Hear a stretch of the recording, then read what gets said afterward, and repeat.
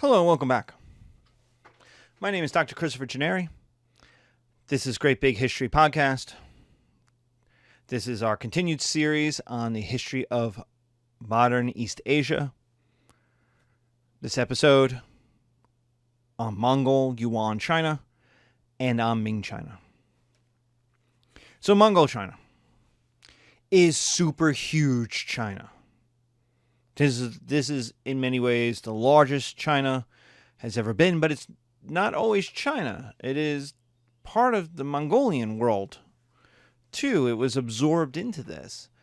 And it will be a China of many more people than just the Chinese. The Tibetans will be in it. Manchus and Yurkin, Turks, Mongols, lots of nomadic peoples will be part of this, but also more settled peoples will be part of this world. So this is super huge China. And because it's super huge and it's diverse, it is China connected to the wider world directly.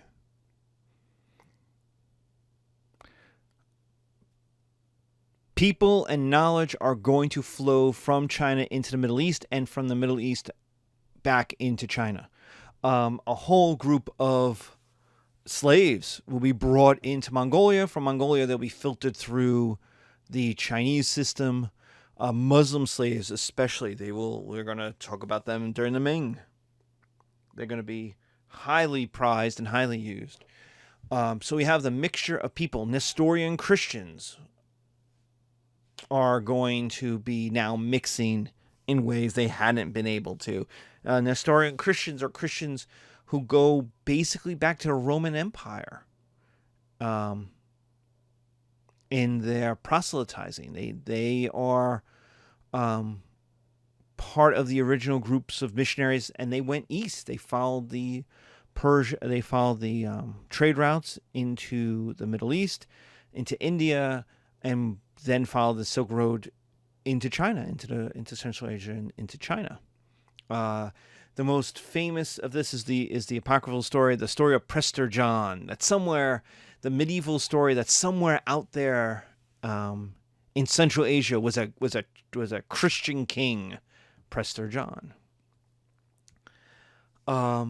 This is China ruled by non-Han Chinese. Now, when I say Han, I mean what you think of as Chinese. The Han are the major ethnic group. They are when we say China, we are talking mostly about Han Chinese. Now, China is more diverse and more.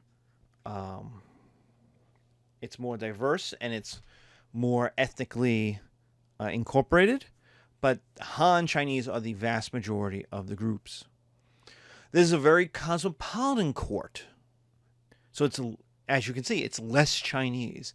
This is going to have a lot more different people. Persian Muslims are going to make up the government. It's going to bring in Christians. It's going to bring in Marco Polo, for example. It's going to bring in people and ideas and the best and the brightest. The Mongols were perfectly happy having everybody work for them. They felt everybody sucked. The Mongols were the best. Everybody else sucked. So they had no problem with different peoples.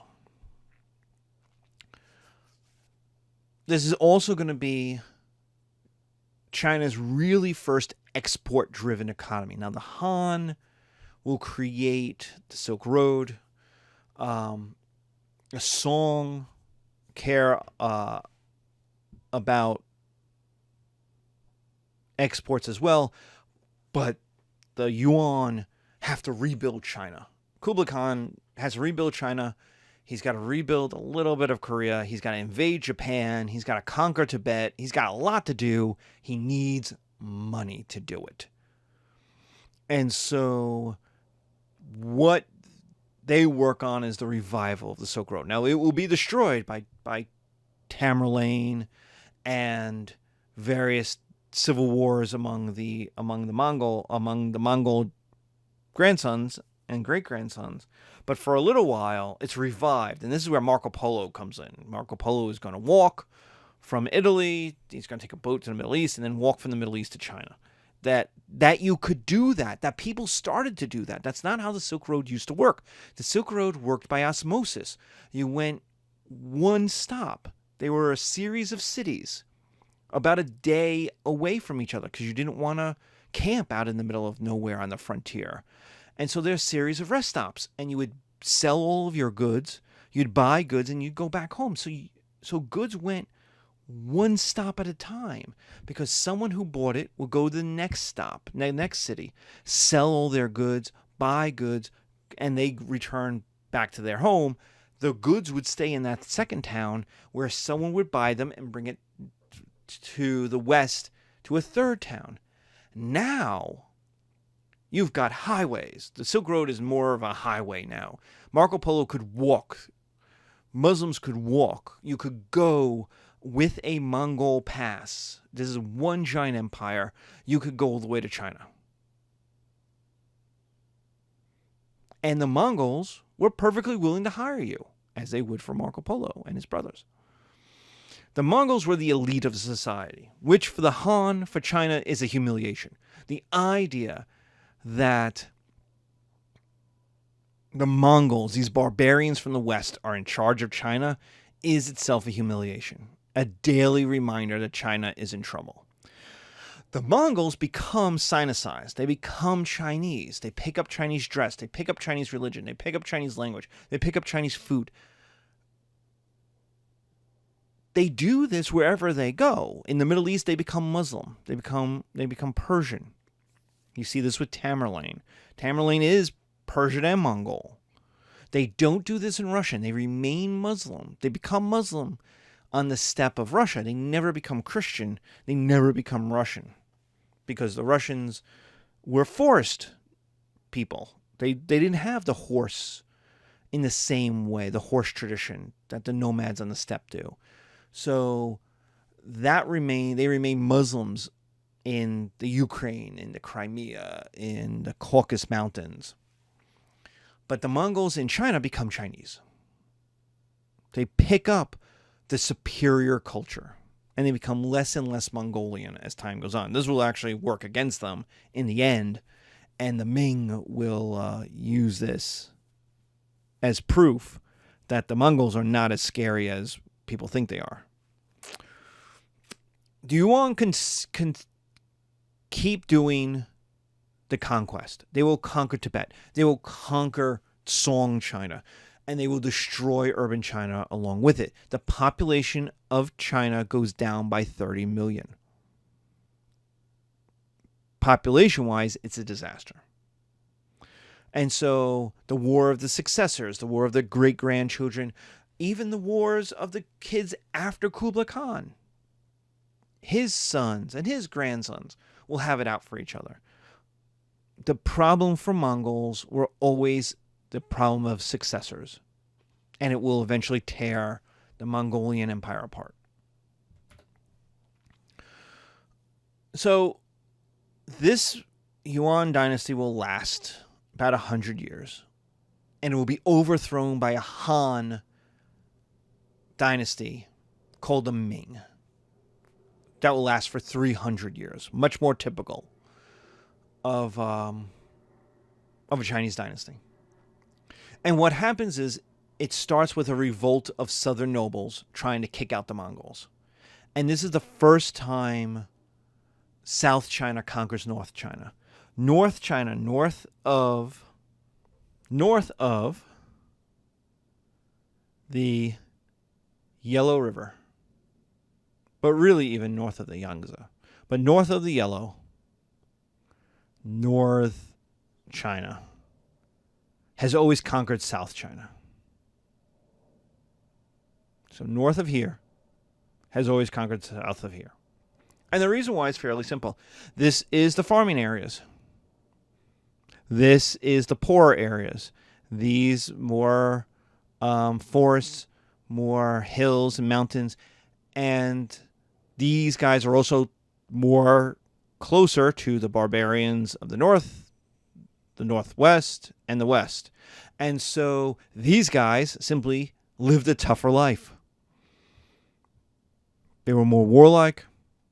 They lived a tougher life. They were poorer. And so time and again, they will invade. They will hire mercenaries. They will hire the horses. They have access more to the horses than the South does. And they will invade the South. And the North takes over the South time and again. There's two... Oh, sorry about that. There is two...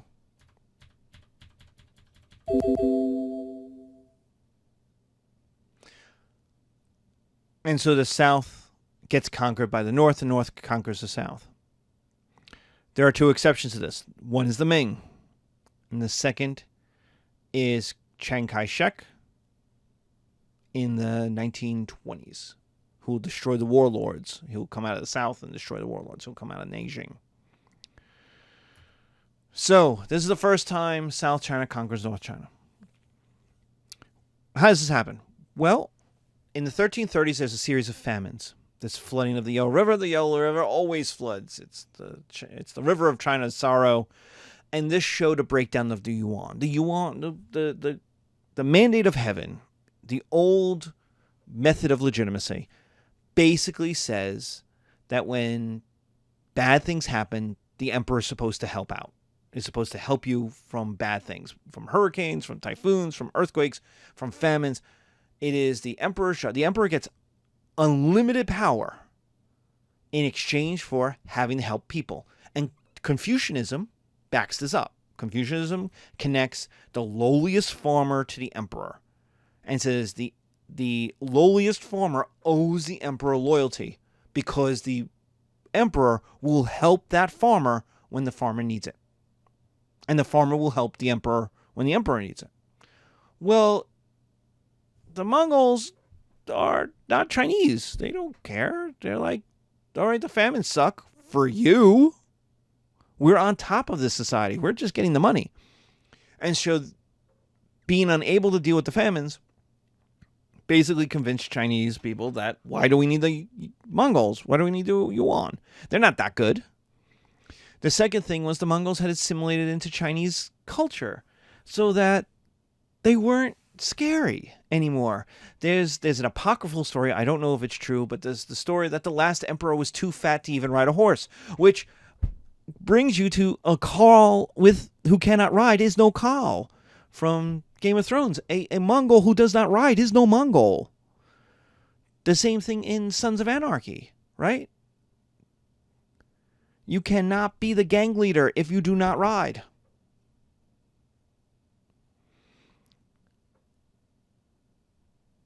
And so an emperor who looks Chinese, acts Chinese, dresses Chinese, eats Chinese, and can't even ride a horse, he's not scary. He can go a Mongolian, and they're like, yeah, okay, who cares?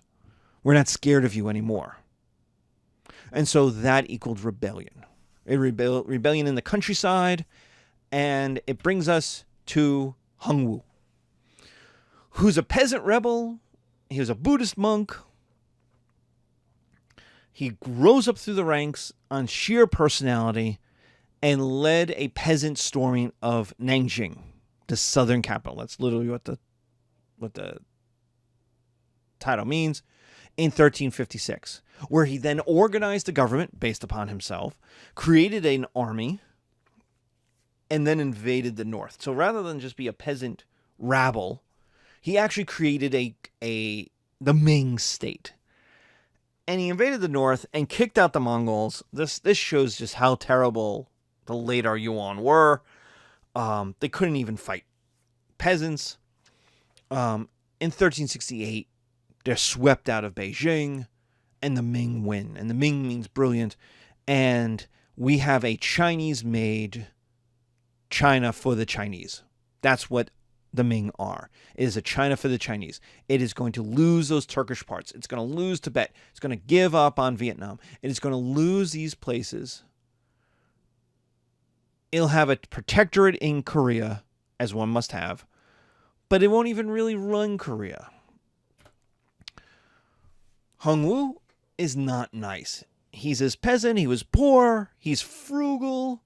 which means it's not that he doesn't spend money, it's that it's a pain in the butt to get him to spend money, which is good for the bank. It is good for the treasury.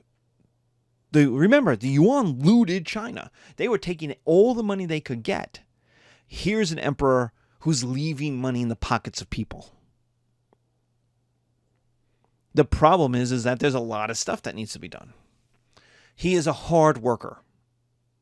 He is running the empire essentially by himself. So unlike the later Yuan emperors, who basically were all decadent, we'll see this happen again and again. When you're emperor of the world, China basically can run itself, especially when you have the mandarins and the such. And it becomes very easy to have hot tub diplomacy. You kind of just like hang out in your sex palace, and you only come out when something really bad happens. For the most part, you just run it on autopilot. That's not what Hongwu is doing.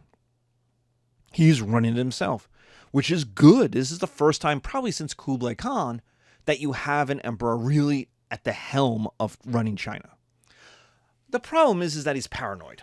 Having been a rebel, he expects there to be lots more rebels. And there were rebels. He was just the leader of one group. There were other groups. He's going to have to put down those other groups, and he's pretty sure they're out there. He's also violent.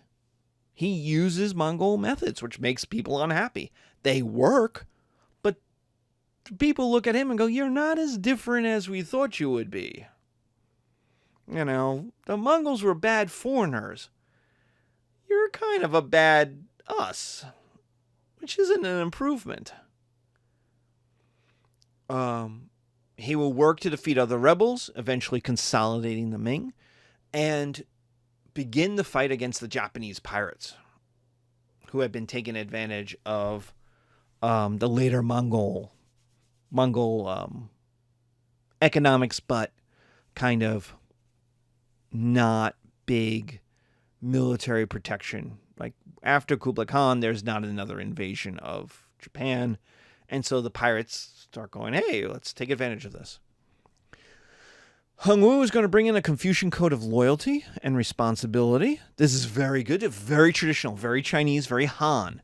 He is making the argument that we're making China great again. It is the blast from the past. It is very nostalgic for the old days. And the old days are the Han dynasty. That's the old days. They're very clearly the Tang are impressive, but they're very militaristic. They're military generals.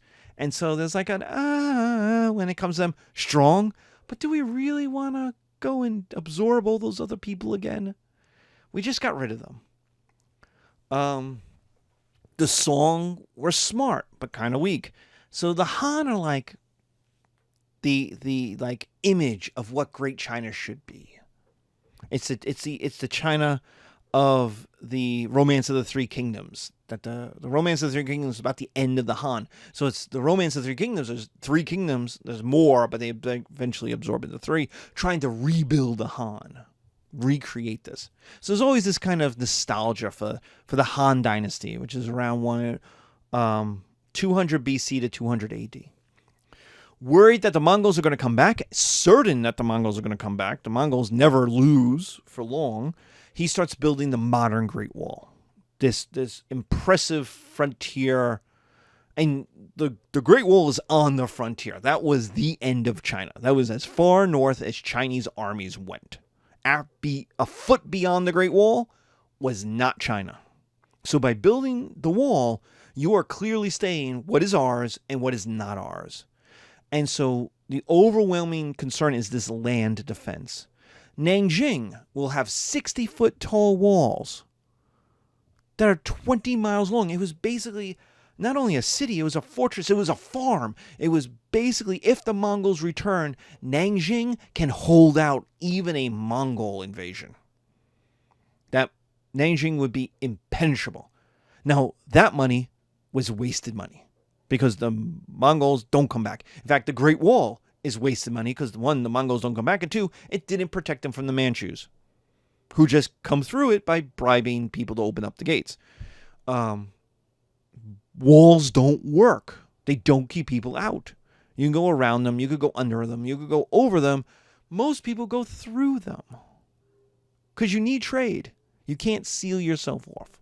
So walls never work. The Ming government uses Muslim eunuchs for the court, but Han Confucian elites for the local and the provinces. This is a little weird. It should strike you as weird. And it's weird because for China, for the Chinese, why are you using foreigners, Muslims, eunuchs? Well, the eunuch means they had their ho removed. I think in China it's the testicles and the penis, but I'm not positive, but I think so. I think it's the whole thing. Why not just go full Confucian? Very traditional. And the idea is the Muslims are foreigners. And the eunuchs mean they can have no children, so they'll be loyal. You could allow them to be with the imperial women. You could be allowed them to hang around the emperor. The idea was they didn't have remember, Confucianism is about loyalty. You never give up your loyalty to your family or your town or your province to the emperor. The emperor is you're more loyal, but you never give it up. And so the idea was these Muslim foreigners, they're working for pay. They're working for the power. So they'll be loyal because they have nowhere else to go. They're not Chinese. They will never be accepted by Chinese. They're eunuchs, so they can never get married and have children. So they have no future. So they'll live for you for now. And if you ever need to get rid of them, there's a flood, something breaks down, there's an earthquake that destroys a school, you could always blame the eunuch. Doesn't have to be the emperor's fault. So they're disposable. Tough to be a eunuch.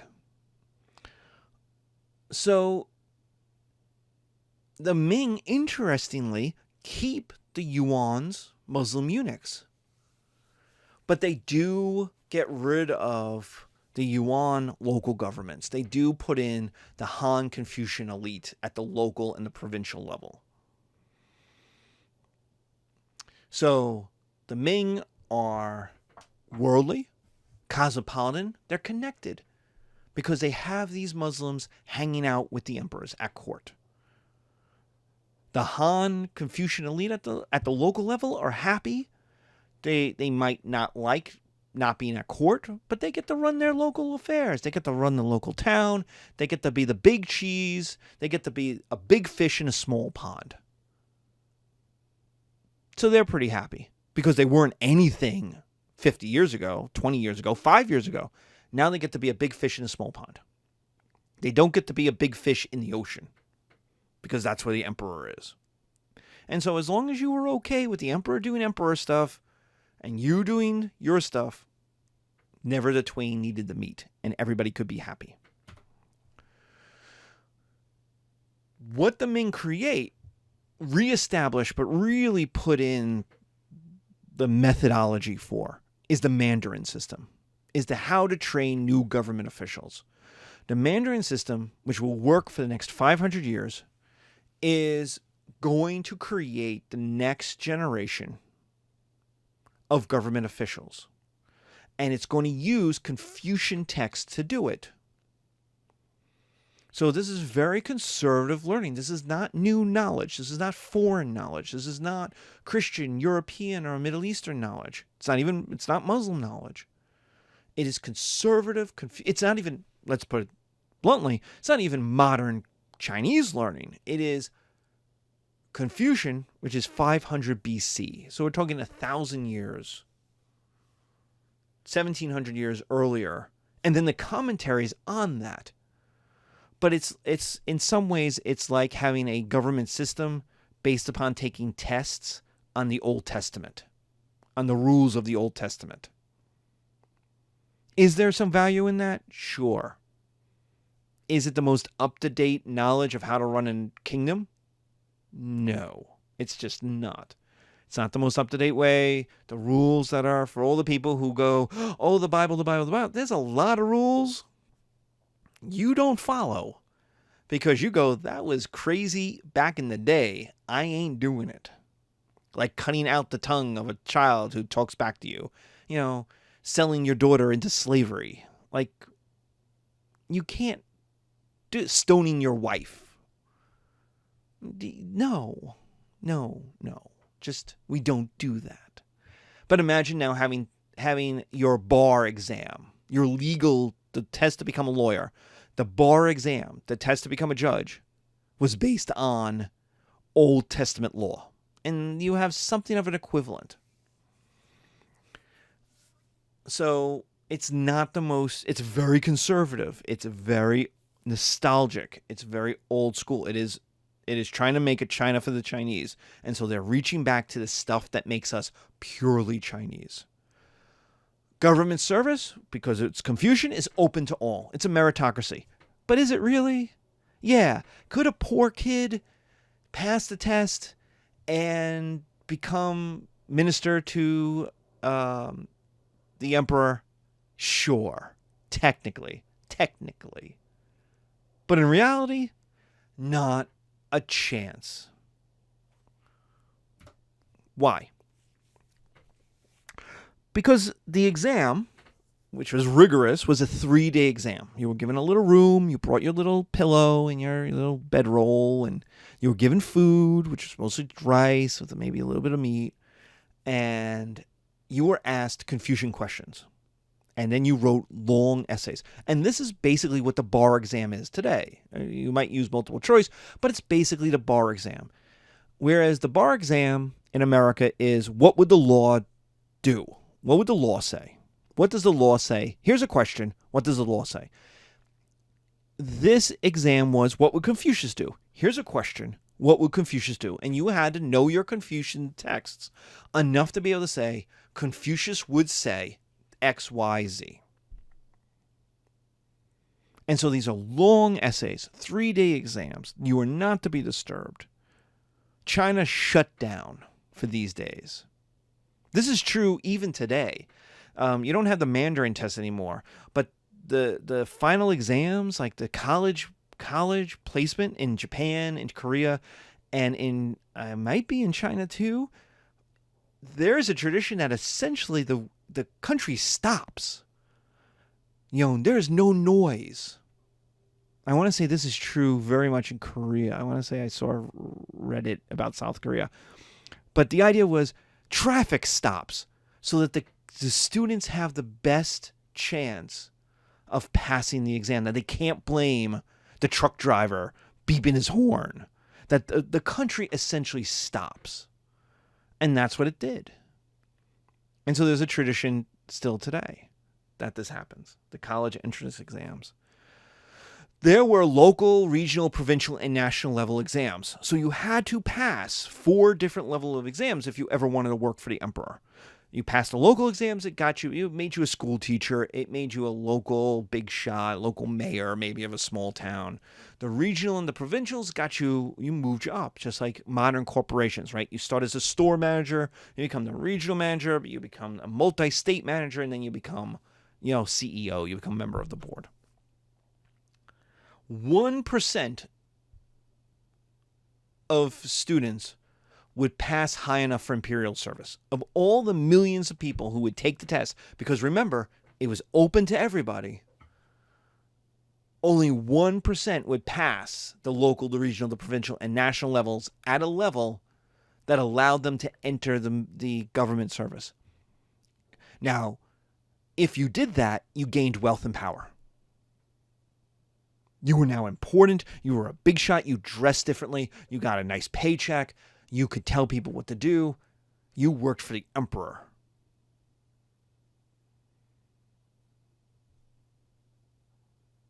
Imagine being like Kim Kardashian's or LeBron's personal assistant. Like, that brings you wealth and power. You're going to make money, but you're also going to basically call up anybody and be like, LeBron wants X, and somebody's going to do something for you. Kim says this. Okay, I'll do it. Beyonce and Jay-Z, the same thing. So If you could get to that level, you get this level of wealth and power. So is it open to all? Yes. But it's not. Why? Because the tests are hard. And not many people pass them. And so wealthy families spent the money to send their kids to the best schools. Schools that specifically advertised that they had people who passed the national level tests. That they had X percentage of graduates pass the local, the regional, the provincial. They're just like prep schools today, trying to get the kids into Harvard. You didn't have tutors, you had private tutors. And the most expensive private tutors, the best private tutors, went to the wealthiest families. And income inequality, which no one talked about but was very present, is exacerbated because there were 1 million people applying for 20,000 jobs. So most degree holders became tutors. You did all of that work to mostly become a teacher to other people trying to pass that test. I had one student, I think, call it a pyramid scheme. And it's not true, but it's not true either. The likelihood of you getting to be a homeboy to the emperor was just not going to happen. And so now, did that make these degrees, these passing the local or regional exams, worthless? No. Because you became the local smart guy. You became the guy who passed. Much better to pass than to fail. And you became a person of respect. When you spoke, people listened. Even if you weren't technically the mayor, people went to you out of respect. You knew stuff. You had passed. Oh, he passed. It's Al Bundy in Married with Children, right? He was a great high school running back. And so people would come up and be like, hey, you were a great high school running back. He said, yeah, I was. 4 touchdowns in one day. And he'd be like, that's amazing. He still gets that respect. So you become the local smart guy. Become local teachers. Become local tutors. You become someone who when someone has a problem, they call you up. Because you're smart. You must know.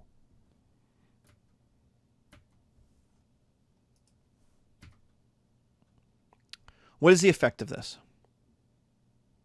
The effect is you get trained government officials. And that's good. It's always good. Being a government official requires education. You can't have just anybody be the Undersecretary of State. It just doesn't work. To get government to function well, you need educated, literate, trained, experienced people. You get conservative government officials. This was a conservative system built to create a conservative government official. That's good. That's what you wanted. That's what it creates. It's a China for the Chinese with Chinese values. Great. Awesome. It is like in American law, the originalists, the literalists, those who say, I want the law to represent what the founding fathers wanted. That's good. They're educated. They're conservative. The idea is that they're protecting America. There's also a bad part of that.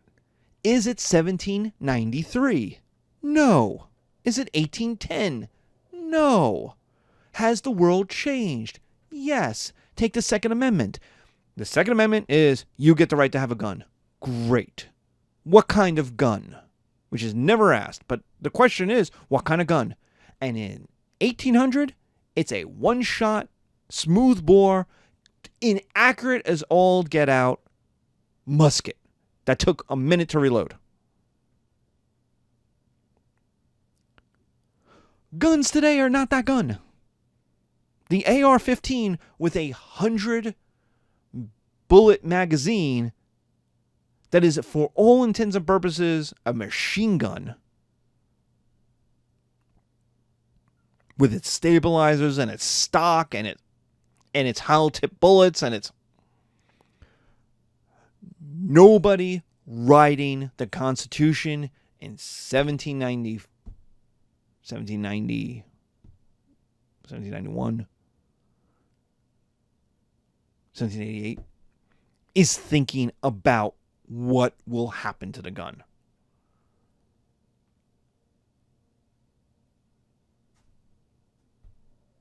The gun was almost as useful as a club as it was as anything else in 1800.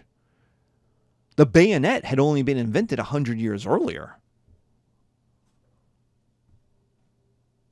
So, the problem with conservative government officials, the good part is these people have a vested interest in recreating a system and creating a system like they want it to work. The bad part is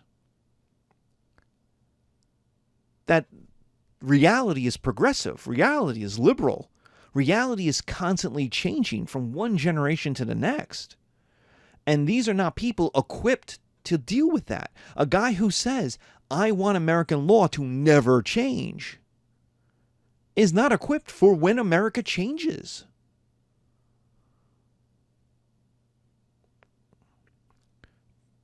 That's what's happening. That's what's going to happen to the Ming. They are well trained. They are excellent legal scholars, government officials, to run China as it was in 500 BC, in 100 AD, maybe even in 1350 AD. But are they going to be good enough in 1500, in 1650? And it turns out, no, they're not. 3, the rich get richer.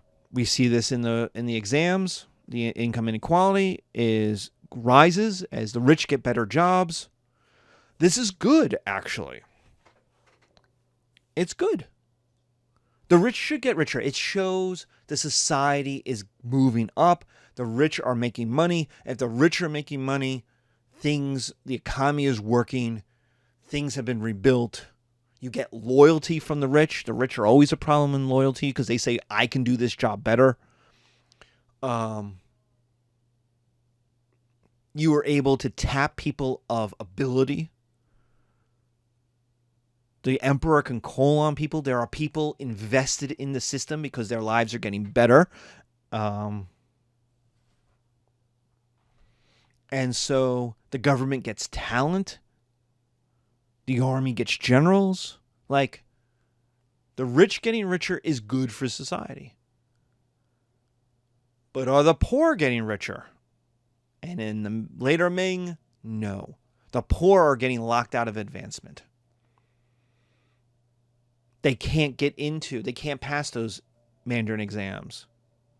They're getting poorer if there's a hurricane, if there's a tsunami, if there's an earthquake. And as that income inequality grows, the worse that gets. This is a bad thing because you get resentment and separation. Increasingly, the poor do not see their future tied to the rich or to the Ming. And so if somebody comes along, a peasant rebel, a foreign invader like the Mongols, Japanese and colonialists, suddenly the poor are not necessarily, even though they do the majority of the work